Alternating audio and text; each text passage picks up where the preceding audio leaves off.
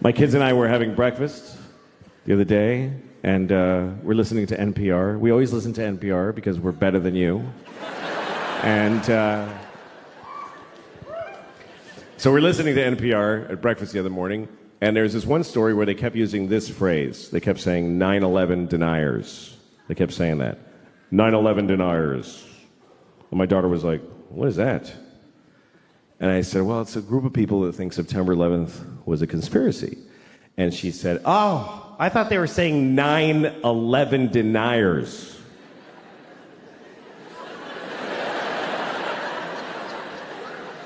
Yeah, she thought they meant 9 people who just ain't buying this 11 bullshit. Just a small fringe group, really. There's only 9 of them. But they still got on NPR, they got on the radio because they're dedicated. They protest every day. They're the 9/11 deniers. They're outside of the White House. It goes 10, 12, 13. Just know it. We are the 9/11 deniers. We know that 11 is a bullshit number propagated on the people by the man. Why do we have 11 when we have 13 and 14 and 15 and 16, 17, motherfucking 18 and 19, but we do not have a 1 team? What happened to 1 team? The government took 1 team and replaced it with some bullshit called 11. We are the 9 that deny that shit. Mr. President, give us back 1 team.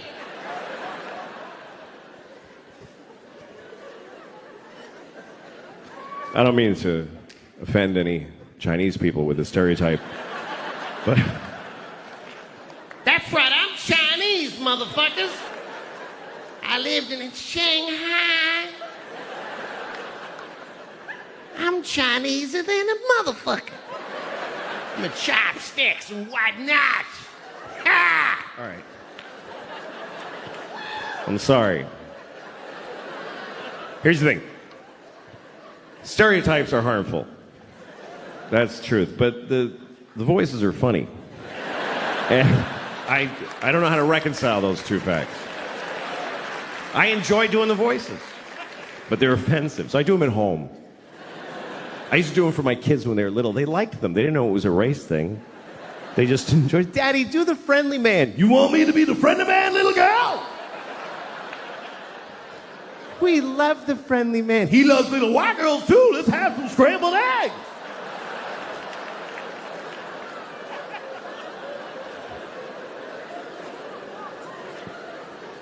And then they grew up, and I was like, don't talk about the friendly man. Maybe don't talk to your teachers about them.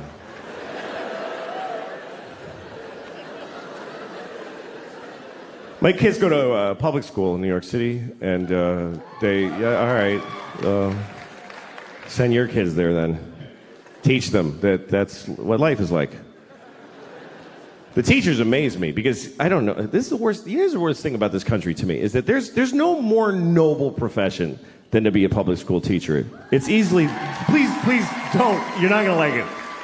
You're not gonna like where it's going. I don't recommend clapping at any things. You'll regret it at the end of the thing. In a democracy, there's no more noble contribution you can make than to teach in a public school. And in this country, the people that do that, they're fucking losers. They're just rock bottom fucking losers.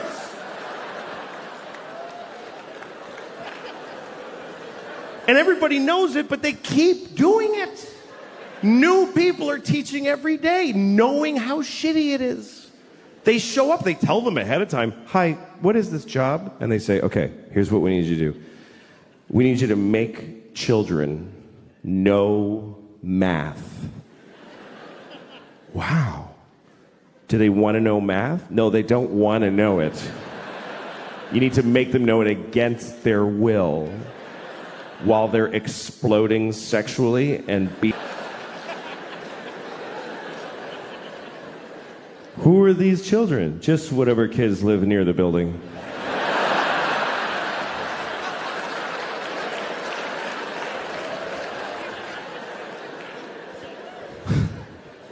How much do I get paid? About $10 every 4 years. What if I get really good at it? What happens? Nothing. Nothing happens. Nobody notices, and you get fired, and you die alone. Okay, I'll try it for 25 years. My daughter's learning about Greek mythology, and she was asking me questions about it. She was like, Daddy, who's Achilles' mother? I said, I don't fucking know. Don't ask me that shit. I don't know who Achilles' mother is. Don't yell it out if you know it, please. It can't be empathies. Nobody cares what you know. She had a question about Achilles, and it was an interesting question, and I'll tell it to you. But first, the story of Achilles, real quick.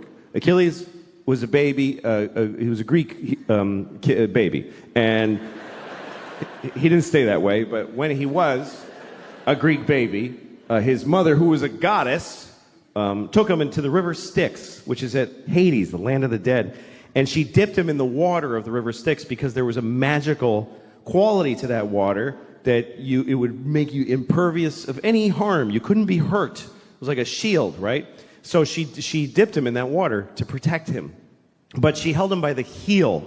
That's the important detail. Held him by the heel, which is an awkward way to hold a baby. By the heel. Try holding a baby by the heel and dipping it in a river. You will never see that baby again. I lost the baby in the water. I was trying to wash him and he fell in the river. I'm sorry, Mr. Achilles, I lost your baby. You told me to hold him by the heel. He's asleep. Achilles' mother's a Mexican nanny. It's a lesser-known character in the Iliad. Anyway, his mother, she was able to hold on, of course, because she was a goddess. She was the goddess of grip or whatever, I don't know. And she held on, and then he was protected, except on his heel. His heel was not protected, and so that's what we call your Achilles heel, your one vulnerable place. Everybody's got their Achilles heel. Achilles' Achilles heel was his heel. Like literally.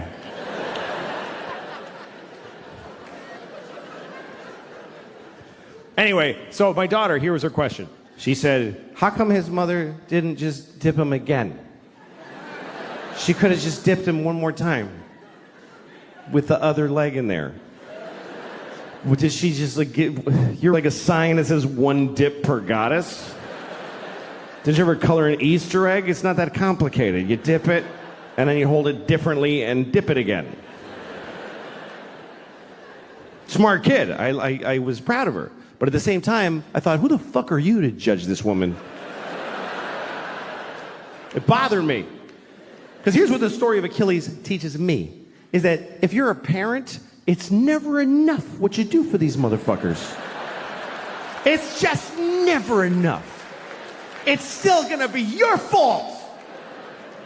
How much more do you want from a mother?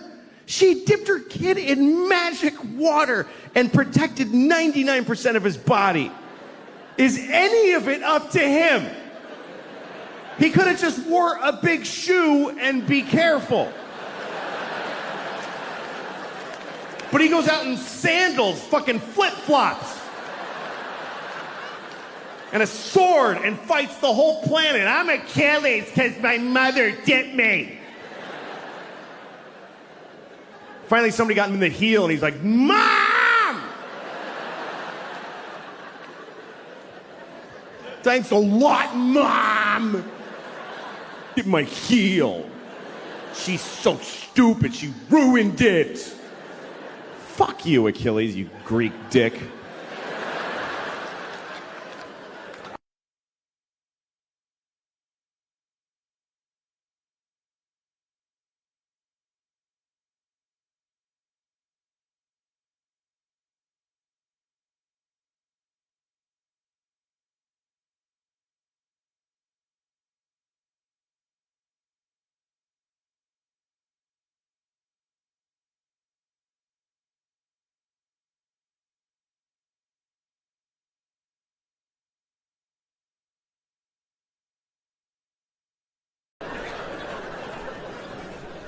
I've seen a few tits. I've seen, I don't know, 48 maybe, I don't know.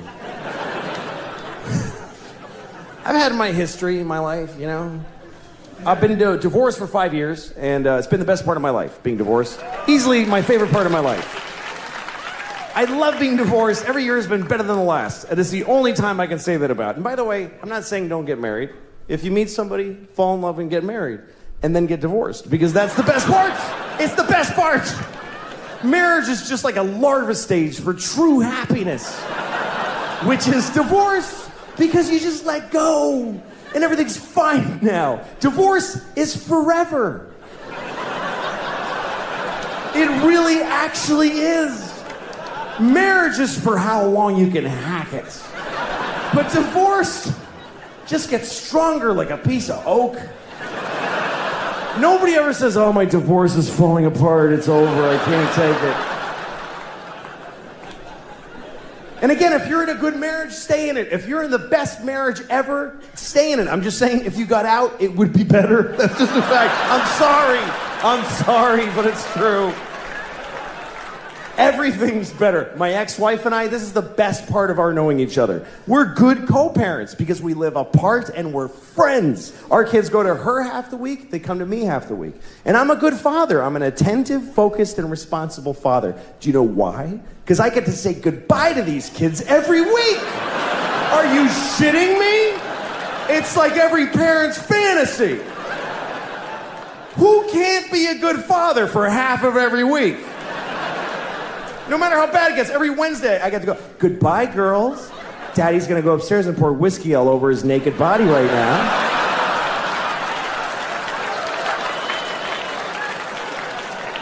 I'm gonna lay in my own filth until 2 seconds before you come back here.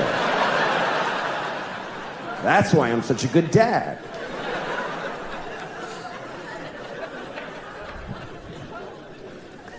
My daughter was having a dance thing at our school. They had this big dance. Anyway, we all went, all the parents, and everybody's there, and everybody's got their phone. Every single parent. It was an amazing thing to watch, because kids are dancing, and every parent is standing there like this. Every single person was blocking their vision of their actual child with their phone. And the kids, I went over by the stage, and the kids, there's people holding iPads in front of their faces. It looked like we're all in the witness protection program. Like the kids can't see their parents. And everybody's watching a shitty movie of something that's happening 10 feet. Like, look at your fucking kid. The resolution on the kid is unbelievable. If you just look, it's totally HD. Why are you taping this? You're never gonna watch it. In a million years, you're not gonna watch videos of your kids doing shit you missed the first time it happened. You don't watch it, you just put it on Facebook. Here, you watch it. I wanna take a nap now. And then you get to read all the comments. Oh my God! It's so cute!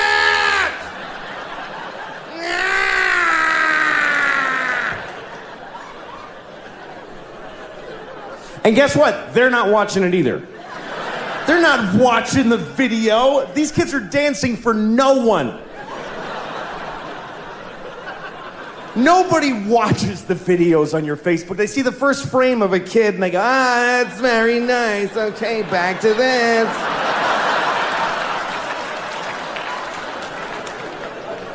Nobody's watching your kids' videos on Facebook, I promise you. I'll prove it to you. Next time you tape your kids dance, take 1 second of it, and then add 20 minutes of just your own asshole. Just go in the bathroom and just record your own anus opening and closing for 20 minutes.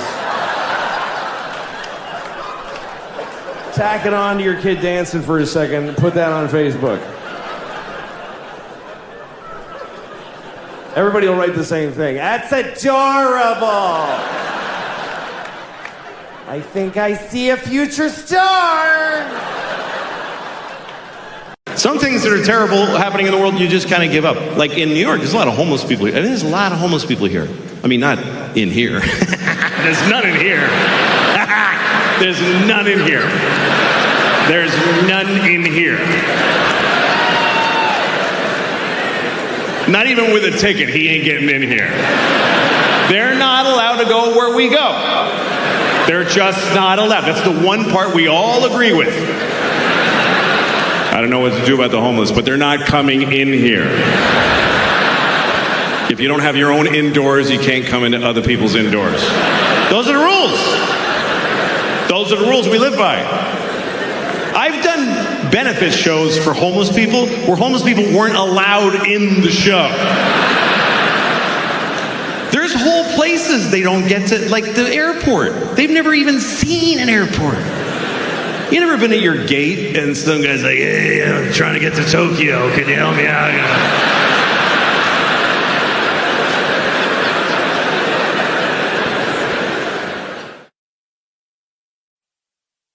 When I was about 6 years old, maybe, I stayed home from school one day. I had a single mom and she worked. So when I stayed home from school, I just got to be alone in my house. And so one day I was alone in my house watching TV. I think I was about 6 years old, maybe 7. And I went and got my pillow from my bed and I sat on it and I farted into it. And then I decided, I was sick in my stomach, so I was like, I'm just gonna fart into this pillow for just all day. I mean, I just kept farting into that pillow just over and over again. Like at least more than 200 times. Just for hours. And then I told myself, I'm gonna smell this now. Because I've been farting into it all day. And I had the pillow and I just said, I'm just gonna go all at once. And I just shoved it on my face and I went, and I have never had an experience like that again in my life. I really feel like I overstimulated myself at 6 years old because it like jaded me for every other thing that's ever happened. I watched a bum eat a rat. And I was like, so? I smelled 200 farts when I was 6.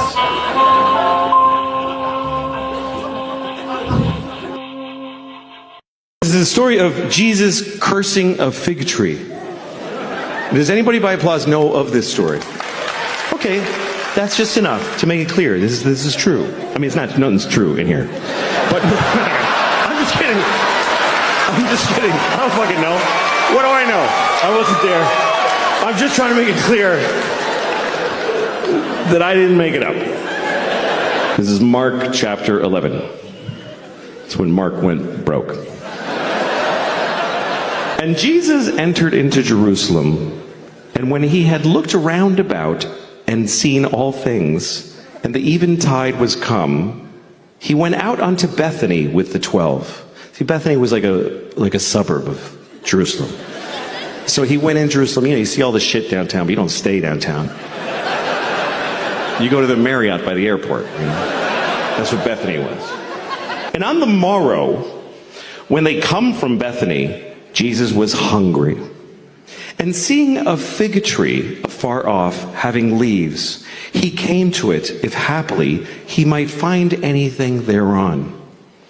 But when he came to the tree, he found nothing but leaves, for the time of figs was not yet. And Jesus answered and saith unto the tree, no man shall eat fruit of thee hereafter and forever. And the disciples heard it. And in the morning when they passed by, they saw the fig tree dried up from the roots and dead. And Peter, calling to remembrance, saith unto him, Master, behold, the fig tree which thou dost cursest has withered away and died. And Jesus answered and saith unto them, Have faith in God. What the fuck kind of a Jesus story is that? Hey, Jesus, you killed a tree. That's right, motherfucker. What's the fucking point to this story? What is the moral? Jesus just killed a tree. He was hungry. He was fucking cranky. He's like, there's no figs. Fuck you, tree. You're fucking dead, you piece of shit. I wanted a fig. And the tree's like, but the time of figs is not yet. It's just not yet. I need another week. You want fruit out of season? Go to Whole Foods, you fucking Jew. I didn't do anything.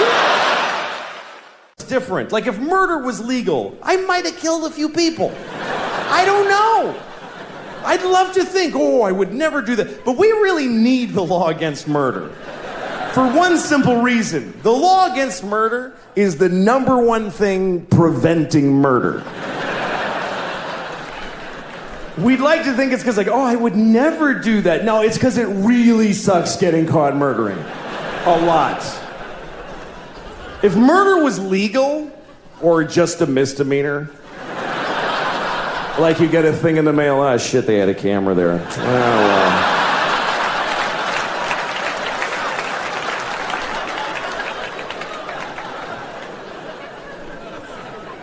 If murder was legal, there would be so much murder. Regular people would murder. Murderers would murder even more. And then really nice, sweet people would murder a few people. But nobody would murder no people. You wouldn't trust somebody who didn't murder. If murder was legal, you wouldn't like them. I never killed anybody. Okay, nice meeting you. Ugh. What a creep. I mean, not even a hooker. Live a life. What's wrong with that guy? He's like a Mormon or some shit. I hate those guys. I think he's nice. Shut up, Janet. It would just... If murder was legal, there would be a lot of murder. Children would behave very differently. Because mostly parents would be murdering their own kids. That's mostly what would happen if murder was legal. You'd be, you go to a mall, there'd be like 8 different moms in the mall just, I told you to stop it! You didn't listen to me! You'd be stepping over dead kids. It'd be like a new problem. You have to clean up your kids when you kill them, because it's gross. It's bad for the environment. If you murder your child in a public place, please use one of the red bags that are in the dispensers every 3 feet of America. Put your murdered child in the red bag with a logo of a murdered kid on it. Next to the other logo that tells you not to let your alive kid play with a plastic bag because they might suffocate. In which case you could just leave them in the bag.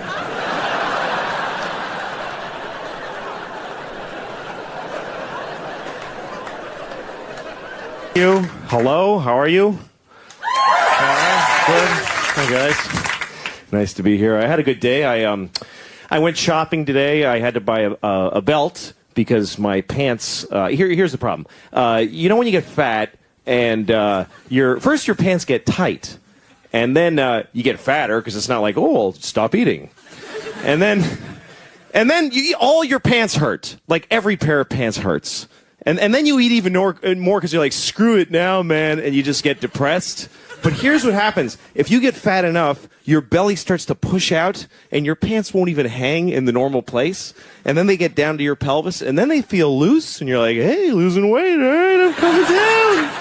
I guess I ate my way through to the other side. I've gotten look at this. This is ridiculous. The crazy part is that my belly hits my pelvis at a right angle. It just goes right in. Like when I'm in the shower and I'm scrubbing, when I get down there, I gotta cut in like this. I actually have to scrub. Or else that gets filthy down there. It's like It is. It's like a theater seat. I find pennies and receipts and stuff. Yeah. And the worst part is I'm 39, so it's not like I'm going to get better. This is it or a lot worse for the rest of my life. It's not like I'm going to be all ripped when I'm 48. It's over. And I got tits, too. I just got boobs. I got boobs on my body. How depressing is that? That is a really weird moment in a guy's life when you catch your boobs in the mirror and you get all these weird feelings, you know? They must be the same feelings that a teenage girl has when her... It's the only thing that a 12-year-old girl and a 40-year-old man have in common is that moment when you're going, nothing! You got to carry your books like this. It's depressing. I think it's because I eat huge amounts of food all the time. I was at a party recently for my daughter and her. A friend of hers had a party, so I had to be in a room full of awful people at a birthday party. And but then there was a plate of cookies. And once I saw the cookies, I'm like, that's all of this is that now. I'm going to eat every cookie. And you got to have like a strategy for how often you go to the cookie plate and keep rediscovering it like you haven't seen it. The first time you see it, you're like, oh, somebody brought cookies. Yeah, I gotta go ahead. You got to go like this, like, I don't have to have one, but I don't want to insult anybody, and you eat one. Oh, I can take it or leave it. You walk away. The whole time radar back there.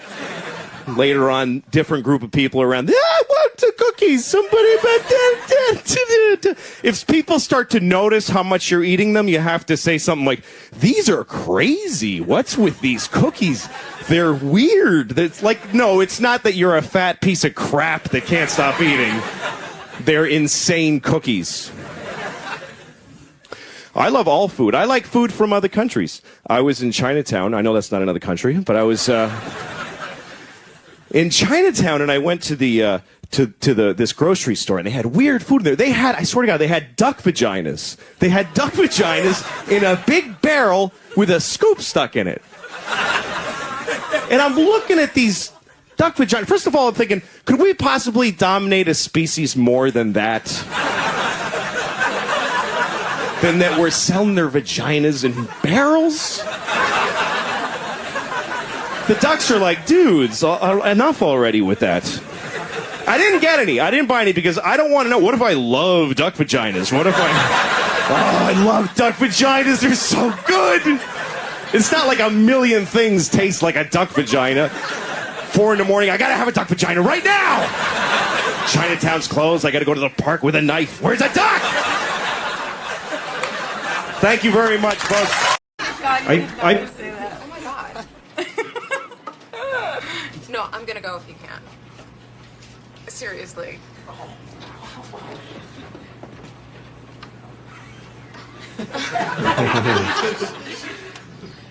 What? Hi, could you stop talking because you're making it hard for me to do my job. Oh, okay. Sorry. It's okay. Just, you don't have to be sorry. Just please don't do it anymore, okay? Okay. Okay, thank you. Anyway. Holy shit. This gets me a little... Sorry.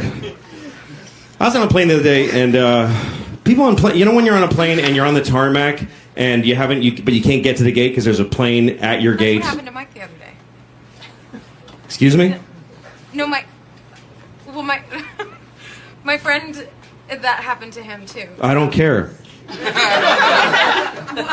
Well, no, my friend Mike... Hey, nobody cares about your friend Mike. Nobody cares about your friend Mike. Okay. Nobody cares about your friend Mike. Okay, whatever. It was funny. What was funny? Unlike you. I'm sorry? I said unlike you. It was funny unlike me. Yes. Yes, I did. Can I ask you a question? Go ahead.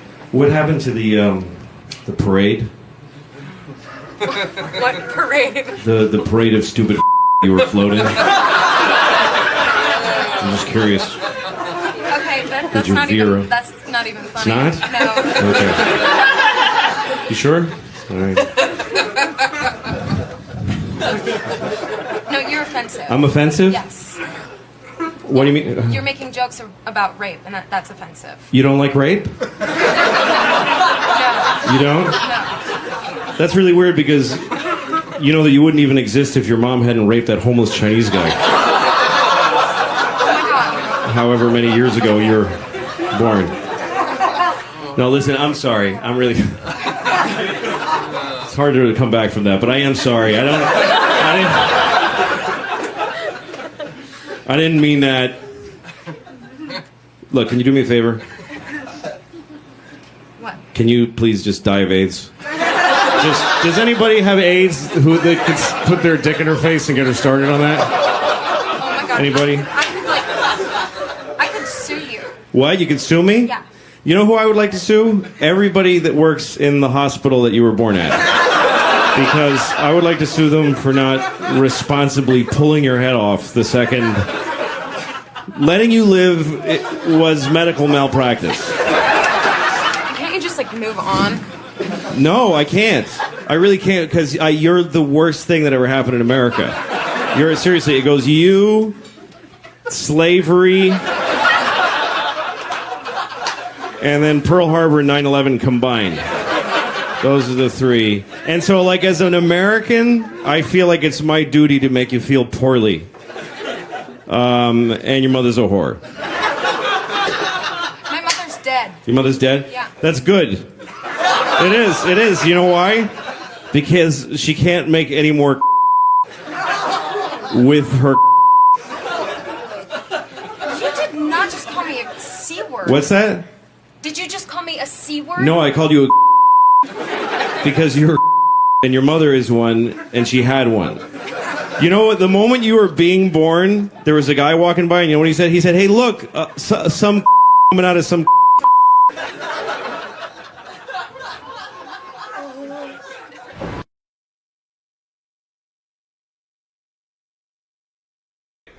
Good. Nice to be here. Nice to be in Aspen. My name's Louis. I live in New York. And I like New York. It's the only city where you actually have to say things like, hey, that's mine, don't pee on that. You know? Usually you don't need that phrase. I did something really stupid the other day. I went to buy groceries at a supermarket, and I forgot to have money. Have you ever done that? I was totally broke. And I didn't realize till the guy had bagged all my stuff and everything. And he says, $85. And I said, I don't have any money. And he's like, what, you don't have enough money? No, I don't have any money at all. And he didn't know what to do. He's like, well, you want to put some of your stuff back? Is that what you're saying? Put it all back, I think. The worst thing is I didn't know how to leave. You know, it's like, well, see you later. I had fun picking his stuff out anyway. I got a boner shopping here. Thanks, man. I always get in these embarrassing situations. Like, you know when you tell somebody a story, then a week later you tell them the same story again because you forgot? And by this time, you've added a bunch of lies to it, and you've embellished it. The other day, I was telling a guy a funny story about something that happened to me, and it was true, but it didn't really happen to me. It happened to somebody else. I was just lying and saying it was me. And all of a sudden, I realized that I was talking to the guy that it happened to. And he's like, that wasn't you, that was me. What the fuck is wrong with you? Oh, I thought that happened to me. Shit. So I got kind of lonely last night. I ended up calling one of those phone sex numbers. You ever call those? You know, like 1-900-BIG-TITS or whatever it is, you know? 1-900-BIG-OLD-FLOPPITY-TITTIES. You know those lines you call. And I always end up talking to some woman who's like 55 and her name is Blanche or something, you know? It's like, I'm gonna take your trousers off very slowly. And then I'm gonna play with your balls.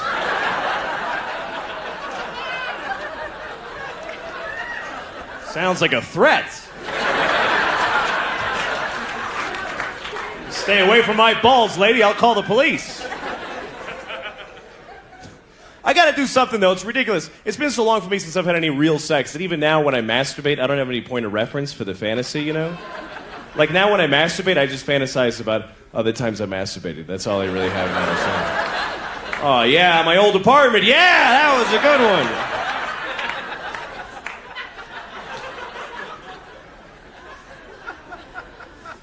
I was in jail about a week ago because I drive, but I don't have a driver's license. So I had to go to jail, and I had to be strip searched at this jail. And so I'm staying naked in front of this cop, and he looks at me and he just says, all right, lift. And I was like, lift what?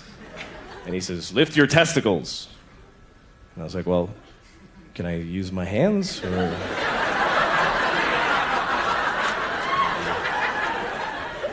Or do you just want me to go, rise, testicles!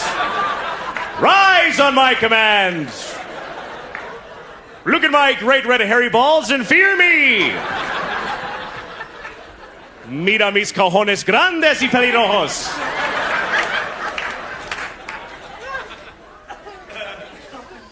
So that was a bad night. Sorry. You ever wear a bathing suit because you ran out of clean underwear? I got an idea. I did that once. I was on a date with a girl and I was wearing a bathing suit under my pants because I didn't have laundry. And she wouldn't have known except for I had that white string flapping outside my fly the whole time. And she's like, what do you have, a tampon in there? What the hell are you doing? You're a loser. Yes. The other night I woke up in the middle of the night and my hand was asleep. Has this ever happened to you? Because I was sleeping like this for whatever reason. And I woke up and my shoulder hurt like a motherfucker. And I took out my hand and it was like white and I couldn't feel it. And I'm pinching it really fucking hard. I couldn't feel, I'm breaking the fingers and nothing. It was dead. So you know what I did? I put it on my penis so it would feel like somebody else. You know?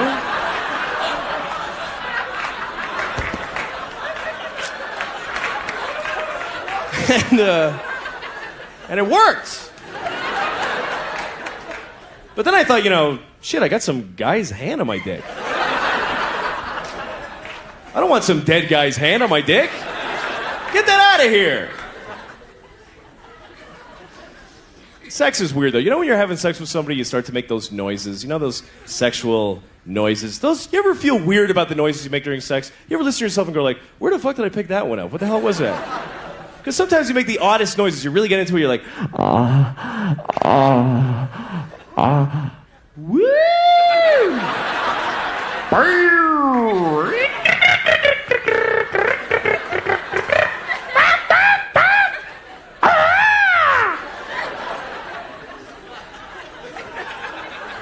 That'd be fun to make that noise with somebody that you're having sex with for the very first time, you know?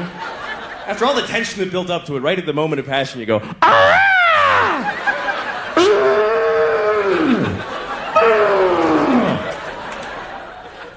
just to watch their face going, shit. Fuck, man, another one. It's important to make those noises, though. They're very important because the reason we moan during sex is to guide your partner. You're there. It's kind of like a homing device, you know? It's kind of like if a woman is doing something to my nipples during sex or during a boating accident or whatever. It doesn't matter exactly when. If she's doing something to my nipples, I usually want to say to her, you're really wasting your time, honestly. You might as well be licking my wallet. There's just nothing there. Just fucking blow it off, you know? But that would be rude, you know? So you just moan less at the nipple. You just kind of do that holding pattern bullshit moan. It's like, oh, whatever, you know. And then if she starts to move lower, ha, ha, ha, yes! Genius! You know what would be fun to do one time when you're having sex with somebody? Don't make any noise at all. Just lie there perfectly still. And then right at the moment of orgasm, you just look at them and you go,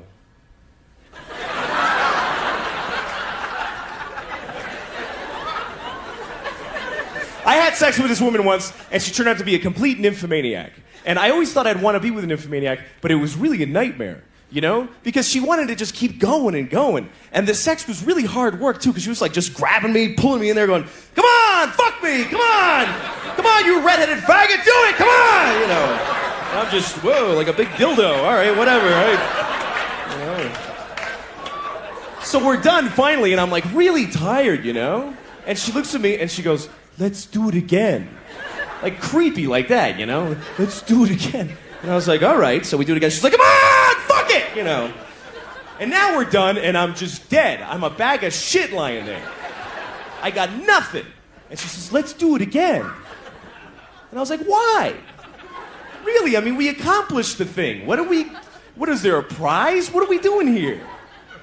So we did it again, and this time from behind, which is good for me, because I can't hide the pain in my face anymore. It's impossible.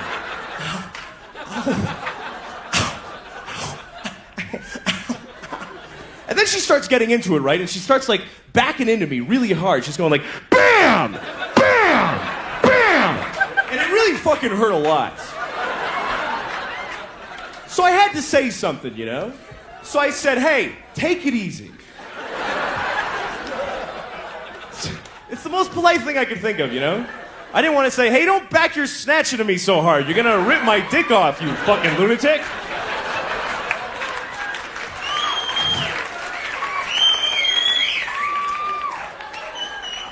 Hi, Mom.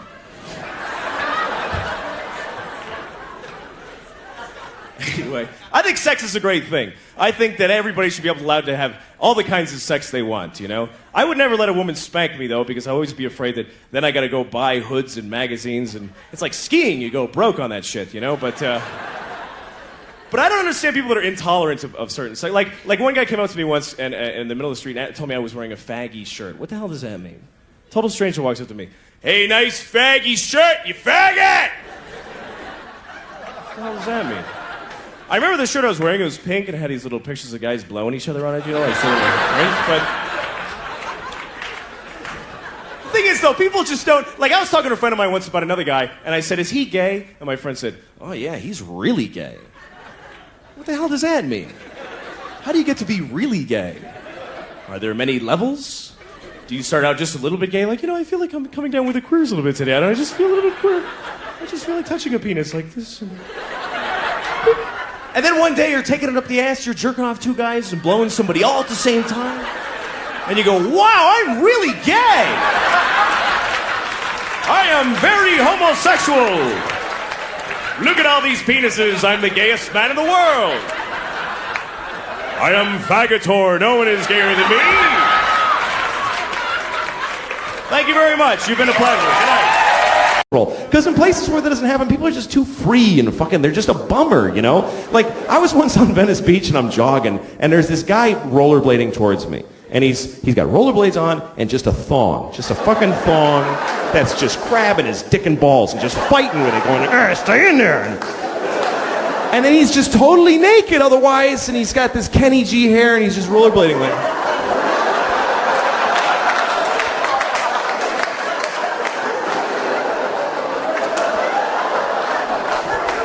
free. And I actually had to stop jogging because I needed my whole body to fucking hate this guy with. I had to just stand there going, oh, you motherfucker. Now I have to know you exist, you piece of shit. Fucking go skating to an AIDS tree, you motherfucker. All right, now. I don't know. I've started to kind of hate people, and it's not because I have anything against them. It's just I enjoy it. It's just recreation. Like, you know when you're at the bank and you got nothing to do while you're waiting in line, so you just pick people to hate while you're waiting. You just look at someone and form an opinion with no information. And it's never positive. Who fucking wastes their time? I bet he's a hard worker. Who thinks about that shit? Skip over those people. Then you find a guy, oh, look at his shoes. What a fucking asshole. Oh, look at that piece of shit. Hope he dies today. Oh, God, I hate him. I hate him. You watch all the shit. Yeah, fill it out, you fuckface. Fill it out. Yeah, you filled it out. I knew it. You suck. He's just standing there. He has no idea you're just boiling with hate, you know?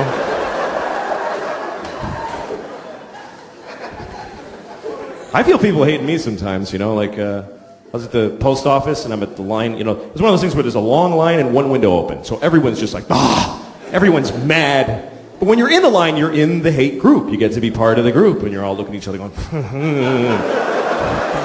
like a silent movie of impatient people, you know.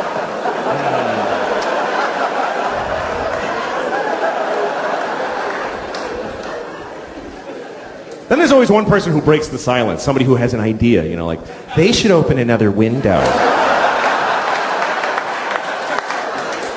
And everybody's like, yeah, I know, I don't even know. I don't even know how to do it. Then there's always an old lady who has a story. I was here on Wednesday, and there was also a line like this. Holy shit, really? Oh my God, you fucking old lady. That's amazing. But anyway, then it's your turn at the window, right? And now everybody's looking at you, and you feel the scrutiny of how quickly you're mailing your shit. You start realizing how unimportant your package is, and you feel like they can tell. Get out of there. You don't need to mail that right now. And it's like, if you do one little extra thing, like, do you have those stamps that have Jackie Robinson behind you? You're like, Jesus fucking dude. They put their shit down heavily, like, fuck now, this motherfucker's gonna make me stand here while he buys fucking stamps at the post office? Are you shitting me? Well, I think life is pretty. I don't think it's so awful. I mean, I don't think you should expect anything to go well. I think the only thing you have coming to you after you're born, the only thing you have really coming to you is death. That's the only thing that you're owed. You're owed. And the rest of it is whatever you get lucky enough to dodge the buses that can hit you and stuff, you know. Right. But I think the world the way it is better than it could be. I think that there's war and there's murder, but there's not as much as there could be. Really. There could be so much more. Like when I see a crowd of people like at Disneyland or something, I'm like, how are they not killing each other all the time? Like, how are there not like 50 murders every day at Disneyland? Just people with knives just going, could you just move? You know, just little, just... When I hear like a man was murdered, I'm like, sure he was. People get... There's no horror. There's no, oh my God, a man was murdered. I'm upset for him, blah, blah, his family, but I'm not surprised. I'm not surprised. I was, once I saw a homeless guy at a bus stop, and he looked really wretched, and there was a woman next to him with a purse, and in my head I was saying to him, murder her, what are you, just murder her and take the money. You're homeless. Life is kicking you in the balls every day. Start murdering and eating well. Like, why wouldn't you do that? Sounds very reasonable when you say it. This week is testing week at schools. I hear a lot about that. Yep. Yeah. So there did 3 days of extensive standardized testing. Mm-hmm. And what are the consequences of the standardized testing? Well, the way I understand it, if a school's kids don't test well, they burn the school down. So it's pretty high pressure. A lot of pressure on the kids. Yeah. Wow. And the tests are written by people that nobody knows who they are. It's very secretive. Mm-hmm. And the questions are, because they have to prepare for these tests for a long time. A lot of the year is about the tests. Teaching for the test. Teaching to the test, they call it, because they decided there's a new way kids should think, and we're going to prove they're thinking it by having them pass these tests, or we burn the school down.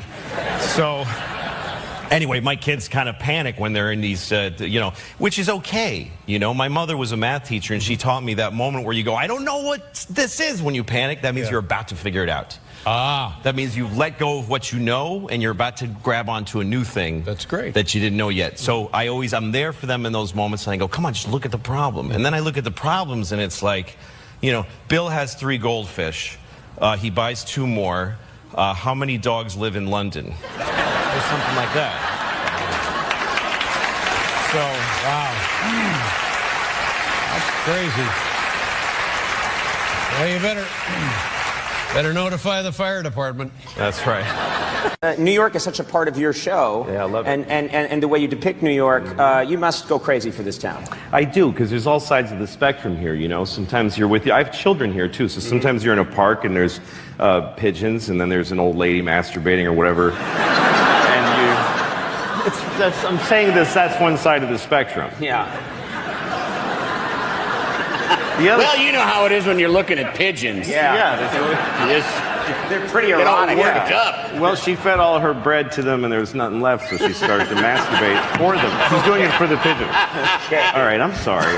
Part of it was I wanted to cut out the middleman. That's an exciting idea. Yeah. I make a show, I literally output it on my MacBook, and you watched it on your iPad. That was exciting to me. Yeah, sure. But here's the thing. When you cut out the middleman, you deal with the customers directly. Are you really dealing with the customers? Well, I don't. I mean, I read some of the emails I get. And like one guy wrote to me after I was on the air for 3 weeks, and he said, I'm still on the fence about trying your show. I don't know if I want to spend the $5. So can you write me an email and try to convince me to watch your show? And I'm like, take your $5 and shove it up your ass. I'm mad. Dancing is a terrible career choice. You like watching it, but you think it's a terrible career the choice. worst available career choice. What are you talking about? A massive amount of dedication followed by giving up. That's what they all have to give up. Because What are you talking there's about? like 3 dance jobs on the planet Earth. And there's no second tier. Like any other, even a musician, even being a musician, and on there, what are you doing? Don't be a musician. That's a stupid thing to do for a living. But if it doesn't work out the way you wanted, you can look at these. You've got these guys here. These guys. Okay. What are you talking about? No. Louis. No, just to be clear, what I'm Louis, saying. you know these guys. What I'm saying is that if you're a dancer and you're the greatest dancer ever, nobody gives a shit, first of all. I mean, because everybody dances. And then how many millionaire dancers are there? I don't know. You can dance for like 2 seconds at your peak. You got to give up. You know, I mean, stripping, you can strip, but you don't need to go to Alvin Ailey to learn to do that. Yeah. That's a good career choice. Right. Being a stripper. And sometimes people ask me for pictures, and I don't like doing it. What? No, why not? Well, I know you're just supposed to. You're supposed to go, oh, well, you know, the fans, but I just go, no, I don't want to do it. Right. So it just makes me uncomfortable. Yeah. But one time, like, so I always try to be nice how I say no. I go, oh, you know, but thank you, Sure. you know, okay. So I was coming out of a restaurant once, and these 2 women are standing there, and I hear them say, picture. So I go, oh, no, I'm sorry. I just don't like doing that. Right. I hope that's okay. Yeah, well, and they're like, okay. And I said, what's your name, though? And she's like, Janet. And I go, hi, Janet, I'm Louie. Hi. Hey, guys, I'm sorry, but thank you. Yeah. And then I walk away, and then I see the 2 women give their camera to some guy to take their picture. Yeah. With each other. And so... Well, that's not right. No. And so I look at this story from their point of view. They want a picture of themselves, and they go to a random stranger, could you take our picture for us? Oh, you know, I just don't like doing that. I'm really sorry, but what's your name? What a creep. What a gross creep. Something very wrong. Once Really again, wrong it's with all that. your fault. Sure. Of course it is. Yeah. But I was watching Schindler's List, and this moment happened that it just stuck with me. It's a scene where all the Jews are being thrown out of Warsaw, and it's very sad. And they're going down the street, and there's these Polish people that aren't Jewish watching them leave. Right. And one of them is a little girl, and she's about 7 years old, and she's on a mailbox, and she's very cute, and she's yelling, "Goodbye, Jews! Goodbye, Jews!" And this really left an impression on me, and probably on the Jews that she was yelling at, too. Because I think it's real. I think a very that happened. powerful moment, yeah. Yes, and I think it probably really happened, and somebody told Spielberg about that, and he was like, "We're doing that in the movie." So he made that scene, which means he had to find a little girl to play that little girl. He had to find a little cute girl who could yell, "Goodbye, Jews!" at grown-ups. Right. And that's a really... And I know how movies are made, so I know somewhere there's a tape of like 50 little girls all trying really hard, trying to get the "Goodbye, Jews" part. Right. And they're all adorable. Or some of them aren't so good at it. Yeah, because there's no kid actors that are like, you know, Sean Penn, can I work from within? They're all adorable. They're all cute. Right. There's a tape somewhere of little girls. "Hi, my name is Anne Marie, and I'm with William Morris. Goodbye, Jews." "Goodbye, Jews." Anne Marie, we need a little more anger. "Oh, I'm sorry. Goodbye, Jews." Okay, next. And there's another girl. "Goodbye, Jews. Goodbye, Jews." Okay, next.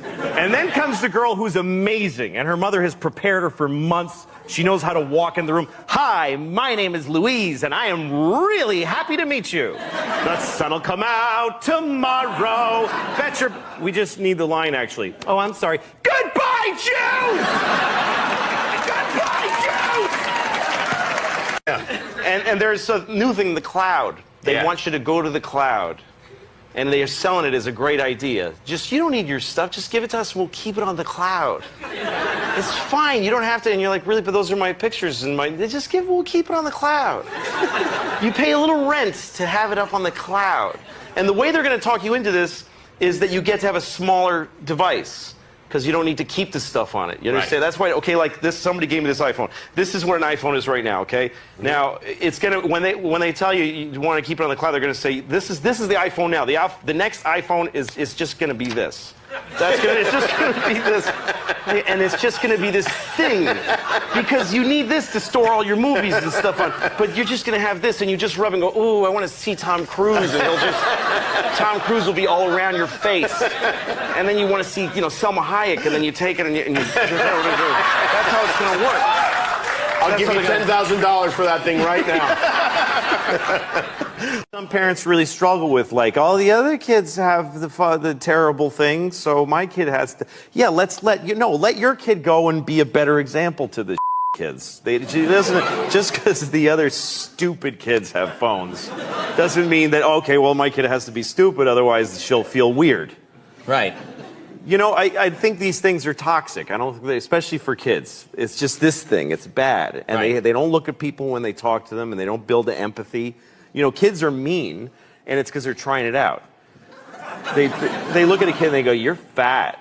And then they see the kid's face scrunch up and they go, "Ooh, that doesn't feel good to make a person do that." Right. But they got to start with doing the mean thing. But when they write "you're fat," then they just go, that was fun. I like that. So that tasted good. Let me ask you a question, and specifically about breakfast.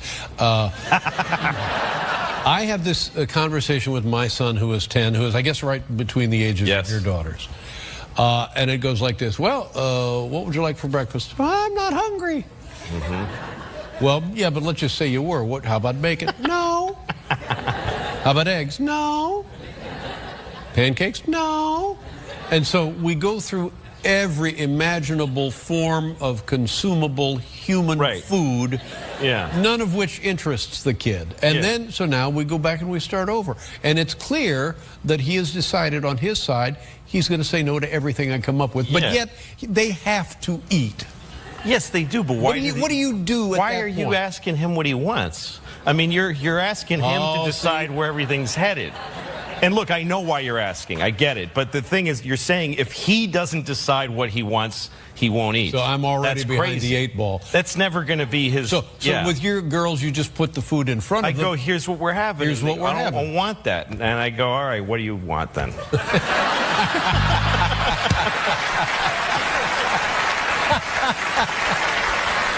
Well, how are your children doing? Are they all right?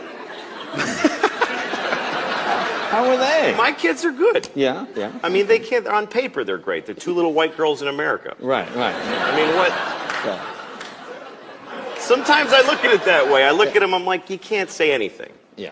You're doing awesome. Right. Just boilerplate, great lives. I gave my daughter medicine the other day, and it was bubblegum flavored, so that she'll take it. Bubblegum flavored medicine? Yeah, you get me like Tylenol, it's bubblegum flavored. Oh, it's not methadone or anything. No, it's bubblegum flavored. I give her, she's got a fever, Tylenol, bubblegum flavor, and she goes, "Ew." I'm like, "You, ew." You can't say ew. I'm sorry. Yeah, I guess it's medicine. Medicine, right, exactly. It's medicine. Most children don't have medicine. Right. Most children in the world, when they get sick, they die on a rock with a bear eating them. That's how they handle it. Right. And, he's got a sniffle, ring the bear bell and put him outside, whatever they do. You're a little white girl in America. You wear clothes made by children your age professionally. You don't get to say ew about your bubblegum medicine. I never heard of bubblegum medicine. Well, I mean, you got the holidays coming up. Are you doing any plans? No, you seem like a very holiday guy. I just want to say I'm not trying to say that if you're white you can't complain. Right. I'm just saying that if you're black you get to complain more. Right. Because you can't. There you go. Don't tell the band that.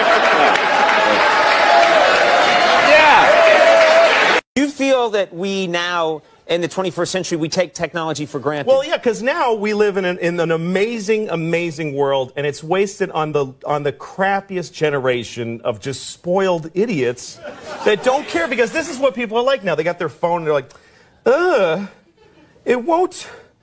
Give it a second. It's going to space. Can you give it a second to get back from space? Is the speed of light too slow for you? Yeah. I was on an airplane and there was internet, high speed internet.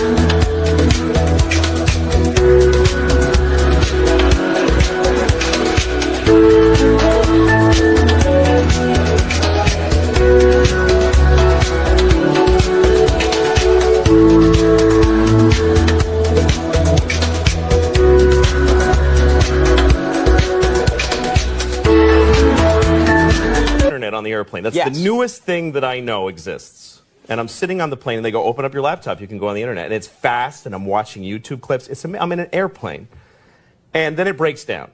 And they apologize, the internet's not working. The guy next to me goes, this is bull.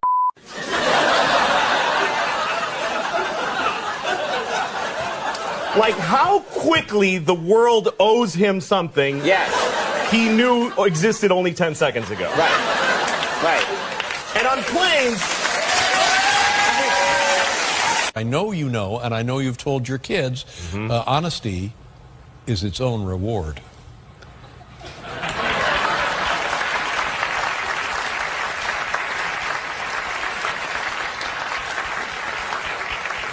I don't think so. I don't think so.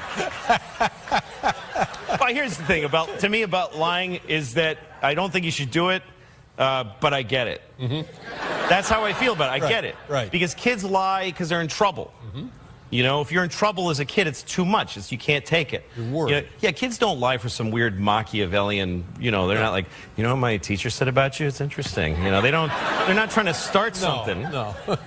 It's because somebody was like, did you take the chocolate? And they're terrified. Yeah. Terrified. Yeah. If you're in trouble, you don't care. You're a grown up. You just go, oh, sorry. Right? Well, again, I've been in trouble and that didn't work.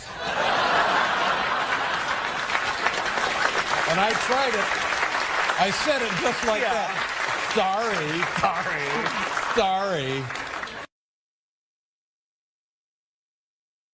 Everybody has a competition in their brain of good thoughts and bad thoughts. Hopefully the good thoughts win. For me, I always have both. I have like the thing I believe, the good thing. That's the thing I believe. And then there's this thing. And I don't believe it, but it is there. It's always this thing and then this thing. It's become a category in my brain that I call, of course, but maybe. I'll give you an example. Okay, like of course, children who have nut allergies need to be protected. Of course. We have to segregate their food from nuts, have their medication available at all times, and anybody who manufactures or serves food needs to be aware of deadly nut allergies. Of course. But maybe, if touching a nut kills you, you're supposed to die.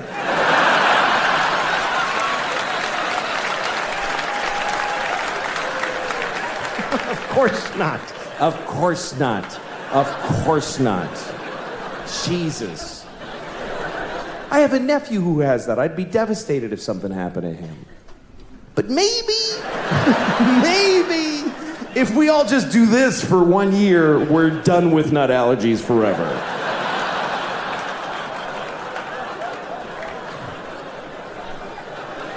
No, of course not. Of course, if you're fighting for your country and you get shot or hurt, it's a terrible tragedy. Of course. Of course. But maybe if you pick up a gun and go to another country and you get shot, it's not that weird.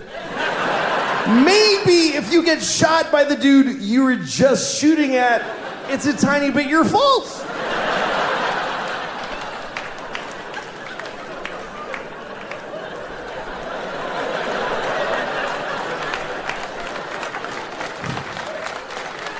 Of course, slavery is the worst thing that ever happened.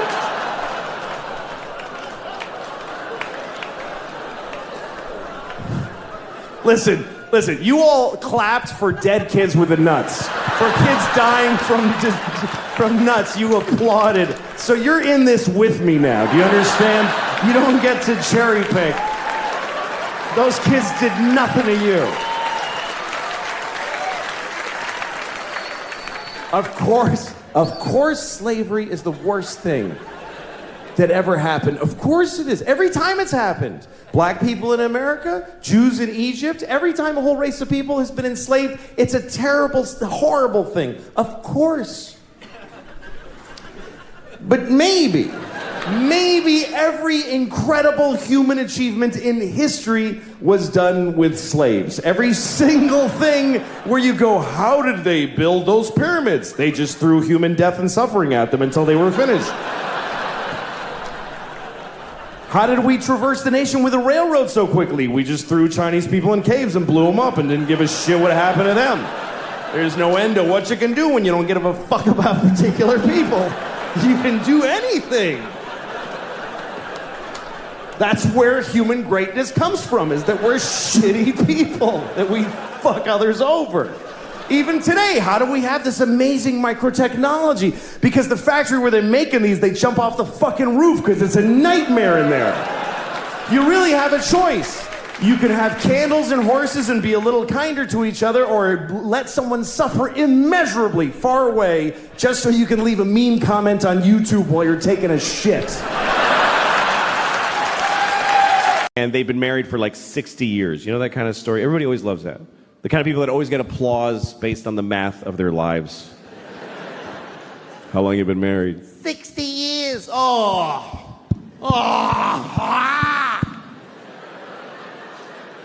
Isn't that automatically wonderful? How do you know? You just know how long it's been. For 60 years, every morning he tells me I'm a piece of shit.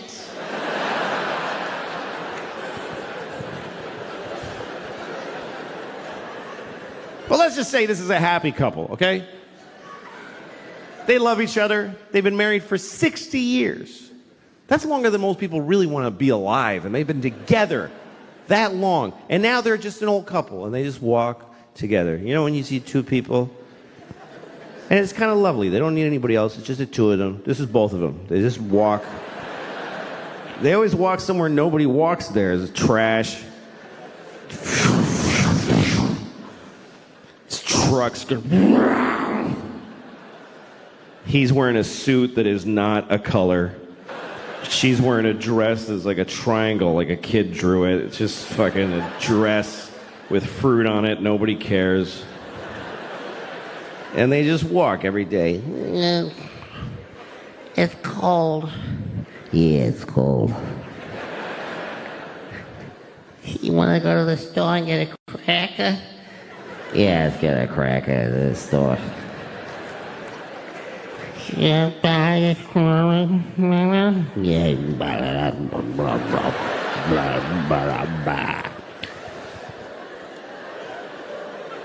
And then one day, usually he dies first. They're walking, and he goes, ah. Ah. And she says, Richard! Ah. Ah. Richard! Ah. And he dies.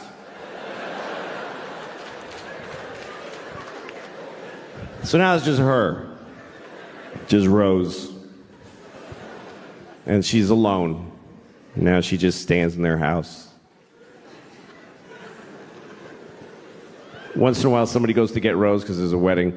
Come on, Rose. Just fucking come on. Come on. Fuck, come on. Fuck. Just want to push her from... She lives 10 more years. 10 years after Richard dies. And then 10 years later, now she's laying in a bed. She's dying. Somebody's there with her on their phone.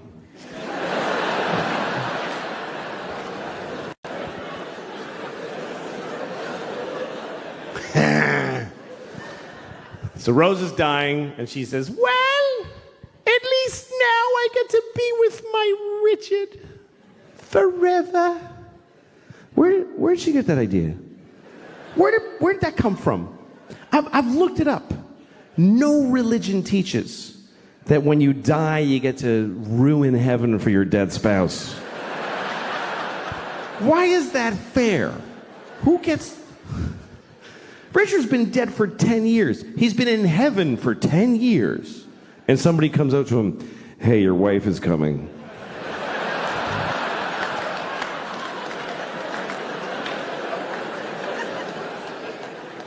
What? Me just now? Yeah, Rose just died. She'll be here in about 20 minutes. They just gotta hose her down and tape the wings on. And then you're gonna be together forever. Wait a minute. Fuck. You said this was heaven. Why is this... I have a girlfriend here now. I don't want to fucking... She's the love of your life. She's not the love of my death, motherfucker.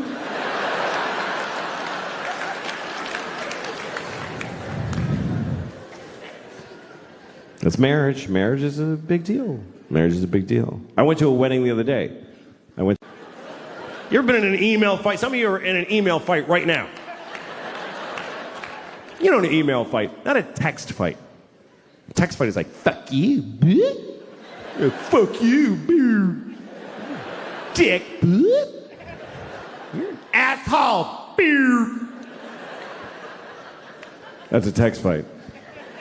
An email fight is like, in June when I told you that I had this issue, I was very disappointed in the way you didn't listen. You know those emails you just work on it all night? Like it's the closing argument to a murder case. It's so important, your fucking email. You're pounding it out like Beethoven and you're pouring water in your head and going deaf and still working on it. And then you send it to somebody. Can you read this and tell me if it's fair what I wrote? Start at the bottom. And they write back, I made a few changes. Oh, thank you. That really captures my voice. And yet... And then you send it to somebody else, and they're like, I would take out eat shit fuckface. And you're like, nah, fuck you. I'm going to keep it. And then finally you send it. And you're like, And then you feel really good. I finally said it. Finally. And you have this fantasy that they're at home reading it right now going, I'm wrong about all of the things.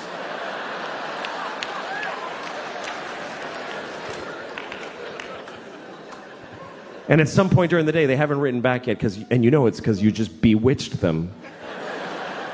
And you decide, I'm going to read my email. I'm going to read the email that I wrote. Is there any more disgusting modern human behavior than reading your own already sent emails? Is there any more scratching your asshole and smelling your finger than that? I do it all the time. So that's what I did. I was in an email fight, and I looked in the sent folder where it's all, that's it. It's in stone. You can't change that anymore. And I realized, by mistake, it said, this is my latest draft. What do you think?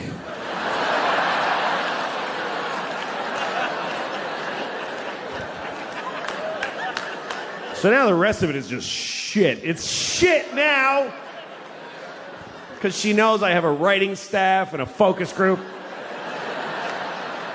There should be credits at the end of this fucking email.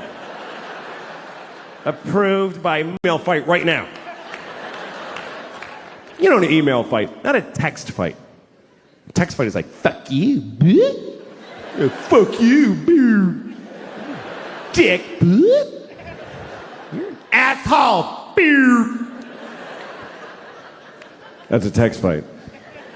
An email fight is like, in June when I told you that I had this issue, I was very disappointed in the way you didn't listen. You know those emails you just work on it all night? Like it's the closing argument to a murder case. It's so important, your fucking email. You're pounding it out like Beethoven and you're pouring water in your head and going deaf and still working on it. And then you send it to somebody. Can you read this and tell me if it's fair what I wrote? Start at the bottom. And they write back, I made a few changes. Oh, thank you. That really captures my voice. And yet... And then you send it to somebody else, and they're like, I would take out eat shit fuckface. And you're like, no, fuck you. I'm going to keep it. And then finally you send it. And you're like, And then you feel really good. I finally said it. Finally. And you have this fantasy that they're at home reading it right now going, I'm wrong about all of the things.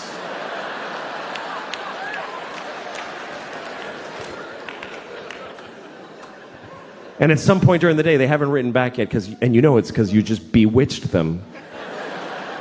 And you decide, I'm going to read my email. I'm going to read the email that I wrote. Is there any more disgusting modern human behavior than reading your own already sent emails? Is there any more scratching your asshole and smelling your finger than that? I do it all the time. So that's what I did. I was in an email fight, and I looked in the sent folder where it's all, that's it. It's in stone. You can't change that anymore. And I realized, by mistake, it said, this is my latest draft. What do you think?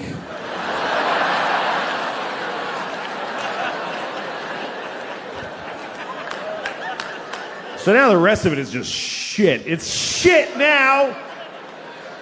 Because she knows I have a writing staff and a focus group. There should be credits at the end of this fucking email. Approved by mother and sister.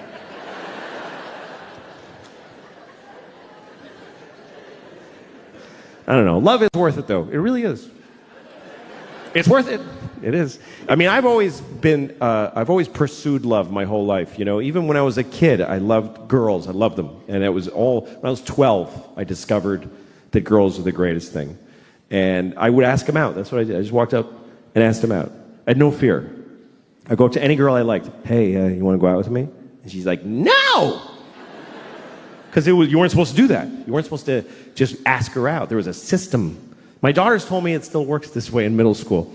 There's a thing where the boy asks his friend to ask her friend to ask her what she would say if he asked her out. How did children just know this Elizabethan parlor thing? 12-year-old boy, please inquire after her maiden friend.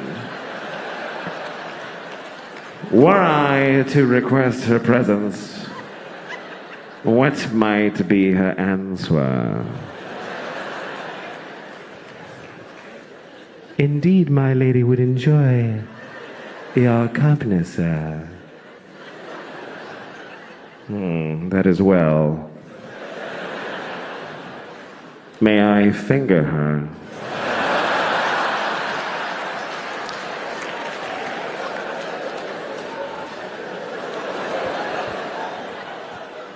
You are bold, sir. And finger her you may.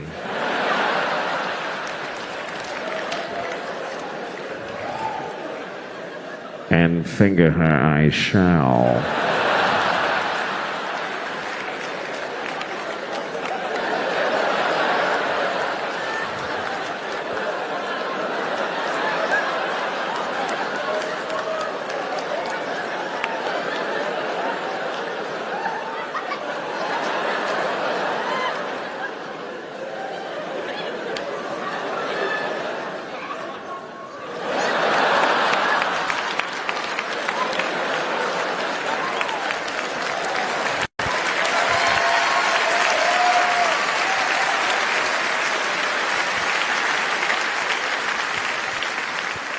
Anyway, I didn't do any of that myself. I would just ask them out. Girls said no to me. Till Rachel. Rachel was the first girl who said yes. I asked her to the dance in 8th grade, and she said yes. Happiest moment of my life. Even to now. I never beat it. Anyway, Rachel said yes. I'll go to the dance with you. So we went to the dance. I was 13. My first time with a girl. And about 5 minutes into the dance, she comes up to me and she says, do you mind if I dance with Jeff? I was like, okay. Because what other moves did I have at 13? What else are you going to say? Do you mind if I dance with Jeff? Yeah, I do. I mind very much. What the fuck do you think this is, Rachel? You know what? Get your shit. We're leaving right now. Get your shit. Shut the fuck up, Rachel. I swear to God. I didn't have any of those tools.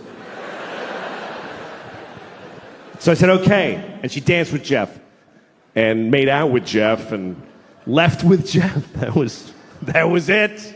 And I learned, by the way, that guy Jeff, this is a true story. That guy Jeff, he's a woman now. That's what happened. It's true. I was looking, and she has a whole blog on Facebook about becoming a woman. I was up all night reading it. I was crying. It was amazing. I was like, this is incredible. And then at the end, there's a picture of her with hair, and she says, I didn't change. I knew what I was all along. I knew I was a girl since I was 6 years old. And I read that, and I thought, why'd you take my fucking date then? You knew, you piece of shit. Fuck you, Jeff. Fuck you and your journey. I don't give a shit now. Hooray for transgender, but fuck you because you're just an asshole who became a cunt. That's what happened.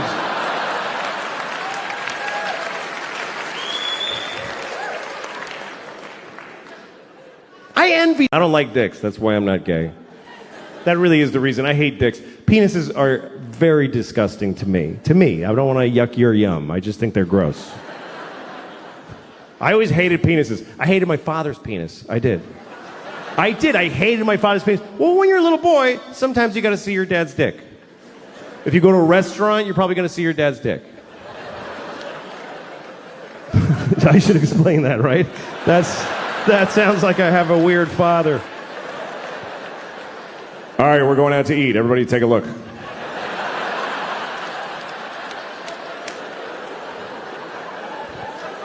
No, sometimes if you go to a restaurant with your family, when it's time to pee, you go pee with your dad if you're a little boy. If you go to a ball game with your dad, I remember there was never urinals, it was just a trough. And the little boys and the men stand there together. And the men are just standing there. And we're down here, the little boys. And the dicks are eye level. Just horrible, hissing dicks. In both directions, like a chorus line. Just...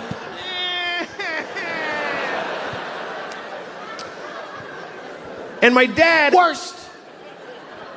Because my dad, first of all, my father's Mexican.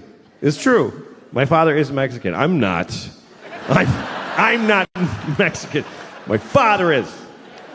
Just because some Mexican fucked my mom for years doesn't make me a Mexican.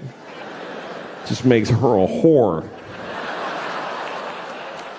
But anyway, my father had a Mexican, Catholic, uncut, raw, organic, local, fucking free-range Mexican dick. It was just so basic. It was like a farmer's market yam just sticking out like a tamarindo pod. And the pee would spray out of it. I'm like, Dad, open your dick before you pee out of it. It's like you're pissing out of the corner of a pillowcase.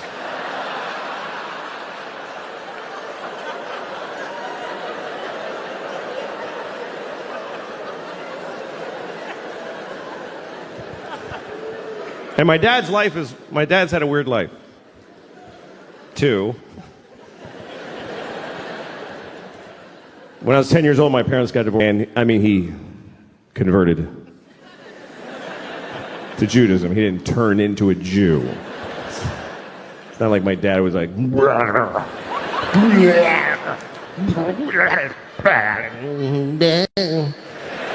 he converted to Judaism. And I had friends who were Jewish, and I knew that they had little clip dicks, little neat. And then I remembered my father's alligator claw of a penis.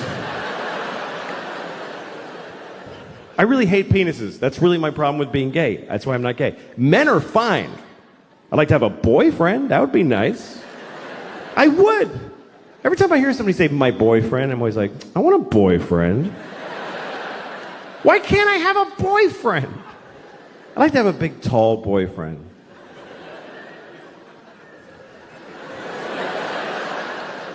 That's my boyfriend.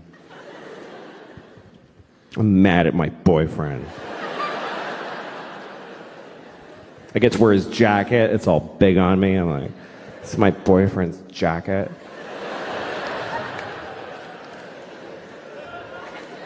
I feel I'd like to have a big dude in my life. Comes up behind me like this. I'm like, hi. Like, I know that would be nice. But in order to get all those parts, you have to have a fucking cock shoved up your asshole, like a hard dick ramming in your ass. Ah! Oh, fuck! Oh! I just wanted to wear your jacket!